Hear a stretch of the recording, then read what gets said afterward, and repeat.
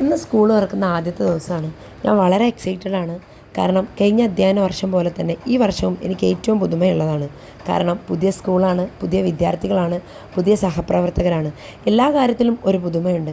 കുട്ടികൾക്ക് ഇന്നാണ് സ്കൂൾ തുറക്കുന്നതെങ്കിലും ഞങ്ങൾ അധ്യാപകർക്ക് ഒരാഴ്ച മുന്നേ സ്കൂൾ തുറന്നിട്ടുണ്ട്. അധ്യാപക പരിശീലനവും പുതിയ കുട്ടികളെ വരവേൽക്കാനുള്ള ഒരുക്കങ്ങളിലായിരുന്നു സ്കൂളും ഞങ്ങൾ അധ്യാപകരും. ഞാനിന്ന് എൻ്റെ പുതിയ കുട്ടികളെ കാണാൻ പോകുന്ന ദിവസമാണ്, അവരെന്നെയും.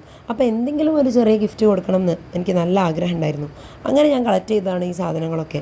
4 വ്യത്യസ്തമായിട്ടുള്ള കളർ പേപ്പേഴ്സും അതിലേക്ക് കുറച്ച് മിഠായിയും ഞാൻ വാങ്ങിച്ചിട്ടുണ്ട്. അങ്ങനെ ക്ലാസ്സിലെ കുട്ടികളുടെ എണ്ണ അടിസ്ഥാനത്തിൽ ഓരോ പേപ്പറും ഫോൾഡ് ചെയ്തെടുത്തിട്ടുണ്ട്.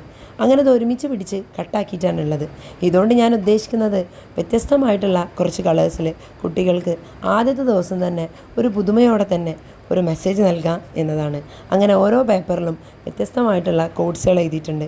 2 പേപ്പറിൽ എൻ്റെ സ്വന്തം സബ്ജക്റ്റായിട്ടുള്ള ഹിന്ദിയിലാണ് ഞാൻ എഴുതിയിട്ടുള്ളത്. അങ്ങനെ ഓരോ 5 കോഡ്സും വ്യത്യസ്തമായിട്ടുള്ള കളേഴ്സിൽ എഴുതി തീർത്തിട്ടുണ്ട്.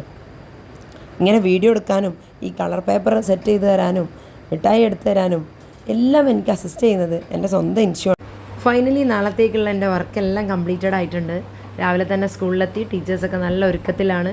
ഇതെൻ്റെ പുതിയ ഫ്രണ്ട് നജ്മ ടീച്ചർ, അതുപോലെ ഇതെൻ്റെ മറ്റൊരു ഫ്രണ്ട് അജ്മല ടീച്ചർ. ഇവർ ഇംഗ്ലീഷാണ് ഇവരുടെ സബ്ജക്റ്റ്. അങ്ങനെ എൻ്റെ ക്ലാസ് ആയിട്ടുള്ള 6ാം ക്ലാസ്സിലേക്ക് ഞാൻ ചെന്നു. 6ാം ക്ലാസ്സാണ് എൻ്റെ ക്ലാസ് ചാർജ്. എൻ്റെ കുട്ടികളൊക്കെ മീറ്റ് ചെയ്തു. ഞാൻ കൊണ്ടുവന്നിട്ടുള്ള മിഠായിയും കോഡ്സൊക്കെ കുട്ടികൾക്ക് വിതരണം ചെയ്തു. അതിലൂടെ കുട്ടികളൊക്കെ പരിചയപ്പെട്ടു. ഇങ്ങനെയൊക്കെ ആണെങ്കിൽ പോലും എൻ്റെ പഴയ കുട്ടികളെ എനിക്ക് ഒരുപാട് മിസ് ചെയ്യുന്നുണ്ട്. കുട്ടികൾ നല്ല പാട്ടൊക്കെ പാടി ഇന്നത്തെ ദിവസം ഫുൾ കളറാക്കി.